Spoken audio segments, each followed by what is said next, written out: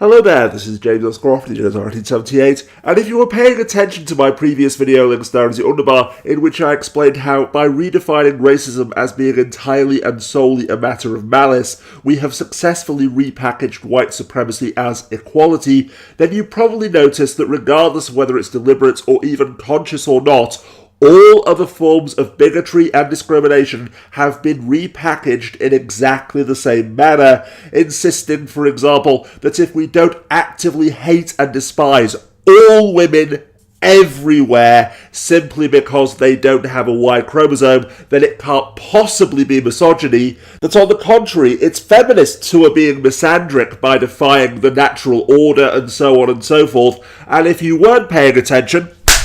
oi! Either way though, leaving aside the reality that every one of their pathetic excuses has been debunked almost as often as the Bible, the fact remains that from not homophobes' religious freedom, along with their legitimate concerns about gay people's health and the welfare of their children, which obviously means that they can't possibly be bigots, to not transphobes' legitimate concerns about military spending, and not xenophobes' legitimate economic and cultural concerns about the effects of uncontrolled immigration, which obviously means that they can't possibly be bigots either, the self-righteous and entirely self-serving conceit that if we can convince ourselves that we have a good enough excuse, then it's not simply that we hate you, therefore it's not bigotry, and thus it can't possibly be discrimination, has spread like a plague in recent decades, infecting any and all attempts to overturn straight, white, able-bodied and psychologically, emotionally and mentally healthy cis male supremacy. And make no mistake here, my friends, just as the raison d'etre of all racism has always been maintaining white supremacy, far from simply hating people because they are different, as society has now conditioned us to believe, this is also the root basis and sole reason to exist of all bigotry that is declared to be not bigotry, and discrimination that is declared to be not discrimination imposed by the hierarchy. Indeed, if you demand evidence that the sole aim, goal and purpose of this endeavour is to maintain our own entitlement, privilege and supremacy, then as I mentioned in my video links below, while we fight to the death to deny any suggestion that any white person is ever racist, any man is ever misogynistic, any straight person is ever a homophobe, any cisgendered person is ever a transphobe, and on and on and on, unless we personally hate them, we cry reverse racism, misandry, heterophobia and transphobia at the slightest hint of any form of criticism,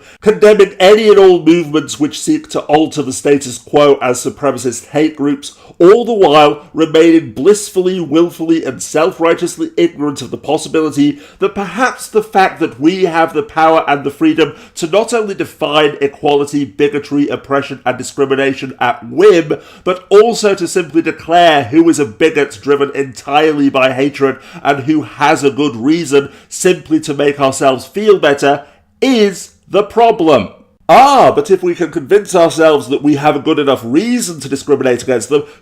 not discriminate against them, because no one is ever discriminated against in our societies unless they're a straight, white and cisgendered man, and more importantly, that any differences between us and them are entirely their own fault and or the result of their natural inferiority, then surely that must mean we're not self-serving scum fighting solely to maintain our own cultural and political dominance and supremacy, and that instead they're the hateful bigots and supremacists fighting to impose their will upon the rest of us, right? On the contrary, you could not be more wrong.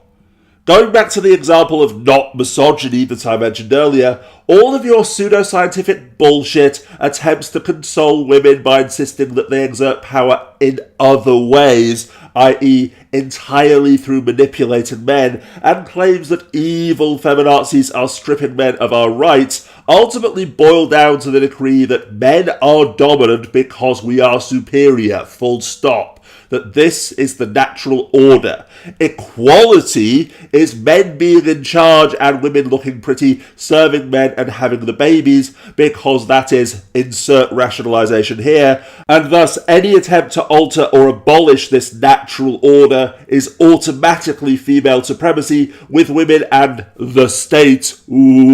taking away from all men what is naturally and rightfully ours. Why do you think that not homophobes and not transphobes scream from the rooftops about the state turning boys into girls and girls into boys, and marriage equality destroying traditional marriage and families? Why do you think that not racists and not xenophobes march through the streets to protest the white race, in inverted commas, being replaced by millions of brown immigrants and refugees, when once again these are all paranoid delusions and conspiracy theories which at the very best are built upon grossly cherry-picked and misrepresented evidence, and at worst outright lies, which, by the way, is what makes them bigotries, regardless of how often you tell yourself that bigotry is malice alone. Because as far as they're concerned, the world already is the way that it should be, or rather, it was the way that it should be before activists started interfering with the quote-unquote natural order. Of course, exactly what state the world should return to once they've eliminated all lefty, liberal, socialist, pinko, commie, Jew, feminazi, Islamophile interference